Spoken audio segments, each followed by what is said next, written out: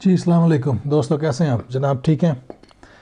جناب بوسنیا کوارا گرد کی نظر سے سفر نامہ چل رہا ہے جی ہمارا. تو آج انشاءاللہ اس کی 11ویں قسط ہم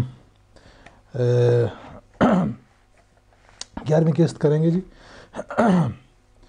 اور 11ویں قسط کا جی ہیڈنگ ہے احسن قیوم اور سلمیٰ ملی. اچھا، یہاں پہ میں اپنے دوستوں کو یہ بتا دوں جی، یہ جب یہ کتاب پبلش ہوئی تو مجھے کافی فون کالز آئیں، اسپیشلی اس ٹاپک کے بارے میں. دیگر ٹاپکس بھی تھے، دی پیپل ور کیوریس، لیکن اس ٹاپک کے بارے میں یہ جو سلمیٰ ملی ہے، وہ یہ سمجھے کہ سلمیٰ ملی میں نے لکھا ہے ایز ان ملی ملنے کے حساب سے، لیکن یہ ویسی یہ وہ والا ملی کا یہ لفظ نہیں ہے. یہ ملی ہے، اس کا نام ہے. یہ سلمیٰ ملی اس کا شارٹ نیم ہے. ملاکووچ اس کا اصل نام تھا، سلمیٰ ملاکووچ، اور اس کو شارٹ وہ سلمیٰ ملی کے وہ کرتی ہے. اس نے اپنے آپ کو انٹروڈیوس بھی سلمیٰ ملی کے ہی نام سے وہ کروایا. چلیں جی آگے چلتے ہیں. صبح صبح فون کی گھنٹی بجی، گھڑی دیکھی تو چونک گئے. اب دوپہر کے 12 بج رہے تھے. فون دیکھا تو اپنے بیلی دوست احسن قیوم کی کال تھی. فون اٹھاتے ہی احسن صاحب نے اپنے روایتی انداز میں پنجابی میں بات کی. اوئے ساڈا یار کتے سلاب تے نہیں رڑ گیا؟ میں نے ہنس کے پنجابی میں جواب دیا، نہیں یار سلاب تے نہیں رڑیا، لیکن اے شہر دی رونق وچ ضرور ڈب گیا. اس کے بعد جناب کہکوں کا تبادلہ ہوا. احسن قیوم نے کہا، یار میری ایک دوست ہے، بوسنین ہے، میں نے تیرا نمبر ان کو دیا ہے، اگر کوئی مسئلہ ہو تو بلا جھجک انہیں بتا دینا اور وہ تجھے کال بیک کریں گی. ارے احسن میاں تو بڑے چھپے رستم نکلے. بوسنیا کی سرزمین پر قدم رکھے بغیر ہی وہاں ایک جاننے والی بھی بنا لی. کہتے ہیں کہ پہلے کنفرم نہیں تھا کس شہر سے ہیں، اب کنفرم کیا کہ ان کا تعلق سرائیوو سے ہی ہے. یہ وہی شہر جہاں پہ میں قیام پذیر. احسن قیوم ہمارے بچپن کے یار بیلی ہیں، بہت ساری وارداتوں میں ہمارے ساتھ برابر کے شریک ہیں. اب وارداتوں کی یہاں کیا وضاحت کروں یار، سمجھ جاؤ. پچھلے 10 سالوں سے متحدہ عرب امارات میں مقیم ہیں. آج کل شارجہ میں ایک بینک میں ملازمت اختیار کیے ہوئے ہیں. وارداتیں ساری چھوڑ بیٹھے ہیں. داڑھی بڑھا لی ہے، مسجد میں آنا جانا لگا رہتا ہے، اور تبلیغی جماعت والوں سے بھی کافی روابط ہیں. دل کے بہت سچے اور خدا ترس ہیں. شارجہ میں ایک عدد کھانے پینے کا ہوٹل بھی لے رکھا ہے، اور کبھی کبھار ہم جیسا کوئی فقیر نما شخص ان کے ہوٹل سے کچھ کھا لے تو یہ پیسے بھی نہیں لیتے.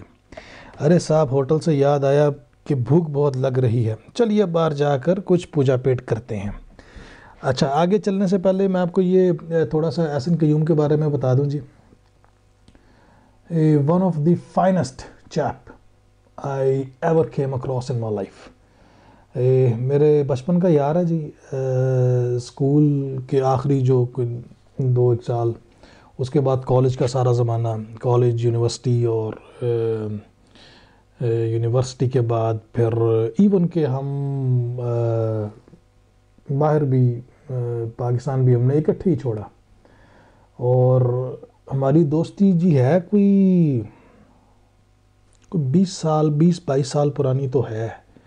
تو اس 20-22 سال میں ہم ایوری اپ اینڈ ڈاؤن ایک دوسرے کے ساتھ ہی رہے ہیں. تو جب کبھی بھی دبئی میں آنا جانا ہوا اتفاقاً یا پلانڈ، تو یہ جناب احسن صاحب کی ہی وجہ سے ہی دبئی میں، شارجہ، دبئی، امارات میں ہمارے لیے رونقیں لگی ہوئی ہیں یاروں دوستوں کی وجہ سے، اس میرے بیلی کی وجہ سے. ابھی بھی بعض اوقات اب تو خیر ماشاءاللہ شادی شدہ ہے، ایک بیٹا بھی ہے بڑا پیارا سا. لیکن شادی سے پہلے جب کبھی بھی دبئی جانا ہوا تو بس عرب کے کچھ ریگستان تھے، کچھ ہمارے درد تھے، کچھ سگار تھا، کچھ دھواں تھا، بس اسی طرح ہی۔ خیر آگے چلتے ہیں جی۔ دوستو ویسے تو بوسنیا ایک مسلمان ریاست ہے اور اصولاً یہاں کھانے پینے کا ہر سامان حلال ہونا چاہیے، لیکن سڑکوں پر جگہ جگہ شراب خانوں میں لگی رونق دیکھ کر ہمیں کچھ شک سا تھا کہ شاید سب کچھ حلال نہ ہو، لہٰذا اب تک ویجیٹیبل سینڈوچز پر ہی گزارا کرتے رہے، یا بعض اوقات ترکش کباب ہاؤس جو کہ قریب میں ہی تھا چلے جاتے۔ ویسے ترکوں کی بہت بڑی تعداد بوسنیا میں آباد ہے اور ترک جہاں بھی جاتے ہیں دو چیزیں اپنے ساتھ لے کے جاتے ہیں، ایک ڈونر کباب جو کہ ٹرکش کباب بھی آپ اس کو وہ اسکروز کے اوپر وہ چلتا ہے، اور دوسرا ترکش حمام۔ دنیا کے جس ملک میں بھی آپ کو یہ ترک کمیونٹی ملے گی یہ دو چیزیں بھی لازمی ملیں گی۔ شام کے 4 بجے جب ہم واپس پہنچے تو گرمی کی شدت میں کافی اضافہ ہو چکا تھا، ہم بھی پسینے میں شرابور تھے۔ جیسے ہی ہاسٹل پہنچے تو فون پر میسج موصول ہوا جو کہ بوسنیا کا لوکل کوڈ نمبر تھا۔ یہ میسج انہی خاتون کی طرف سے تھا جن کا تعلق ایسن قیوم کے حلقہ احباب سے تھا۔ فون کرنے پر معلوم ہوا کہ ان کا نام سلمیٰ ملی ہے۔ یہ نام ہمیں ایسن نے بھی صبح بتا دیا تھا لیکن شاید کچھ نیند سے تازہ اٹھنے کی وجہ سے یاد نہیں رہا۔ تو بات ہو رہی تھی سلمیٰ ملی کی۔ وہ سرائیوو کے مضافاتی علاقے میں مقیم ہیں، اپنی والدہ کے ساتھ پیشے کے اعتبار سے ڈاکٹر ہیں، بات چیت سے تو کافی رکھ رکھاؤ والی لگیں اور انگریزی بھی ٹھیک ٹھاک بول لیتی ہیں۔ مختصر بات چیت کے بعد ایک دن کے بعد شام کے 6 بجے ملاقات کا وقت ٹھہرا۔ یارو 11ویں قسط کو یہیں پہ ختم کرتے ہیں، میں آپ کو تھوڑا سا ڈیٹیل بتاتا ہوں جو ہم نے پیچھے پڑھا ہے، اور پھر اس قسط پہ اس کو یہیں پہ وائنڈ اپ کرتے ہیں۔ تو جی بات پہلے ہوئی کہ کھانے پینے کا حلال وغیرہ کا، تو بوسنیا میں سب کچھ حلال ہے، مجھے نہیں پتا تھا، اور مجھے بتایا بھی یہ سلمیٰ ملی نے، جو کہ آگے چل کے میں آپ کو اس کے ساتھ میری ملاقات ہوئی اس کے اندر میں آپ کو یہ بتاؤں گا۔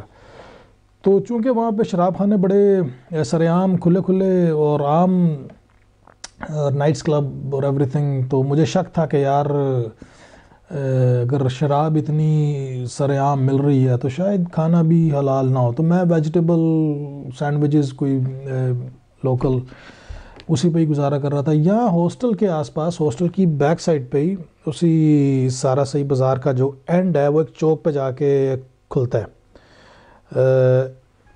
یہاں پہ ہاسٹل ہے، یہاں سے آپ یہ سارا صحیح بازار کی طرف سے آپ پیچھے سے وہ چلے جائیں اور یہاں پھر مین روڈ سے آ کے پیچھے چلے جائیں، چھوٹا سا چوک ہے، بڑا مشہور چوک ہے، اس کا نام ہے سبیل، بڑی زبردست ٹورسٹ اٹریکشن ہے وہاں پہ ایک سبیل، وہ سبیل کا بھی آگے ذکر ہے، اور میرا خیال ہے یہ سبیل کتاب کے اندر اس کی تصویر بھی ہے۔ سبیل جناب ترکوں نے بنائی تھی عام عوام کو پینے کا پانی مہیا کرنے کے لیے فری آف کاسٹ۔ اس وقت تو یہ جو سرائیوو کے جو آس پاس کے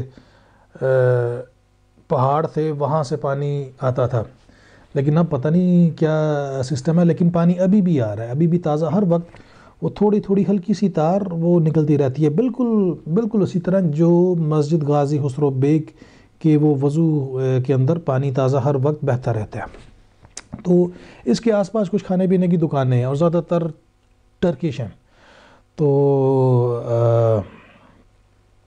ٹرکش کی بات ہوگی جی، بات ہوگی جب میں رات کو یعنی کہ شام کو واپس آیا تو the phone got connected with Wi-Fi as soon you enter in the hostel، تو وائی فائی پہ آیا تو واٹس ایپ پہ میسیج مجھے آیا بوسنین نمبر سے، پھر یہ وہ سلمیٰ ملی کہ اس نے اپنے میسیج میں اپنا بس انٹروڈکشن دیا کہ میں سلمیٰ ملی ہوں، تمہارے دوست کی دوست، تو اس نے مجھے تمہارا نمبر دیا and may be we can meet up, تو میں نے کہا ٹھیک ہے جناب۔ پھر بات چیت کر کے تو 6 بجے اگلے دن ہم نے پھر ملاقات کا ٹائم فکس کیا، تو انشاءاللہ جی یہ 11ویں قسط کو یہیں فنش کیا، اور 12ویں قسط میں آپ سے دوبارہ جناب ملاقات ہوگی، اور آگے پھر جو کہ اسی دن اگلے دن کے جو حالات ہیں یا جو اگلے دن کیا تو وہ پھر انشاءاللہ آپ کو 12ویں قسط میں جی دعاؤں میں یاد رکھیے گا میرے یارو۔ خدا حافظ۔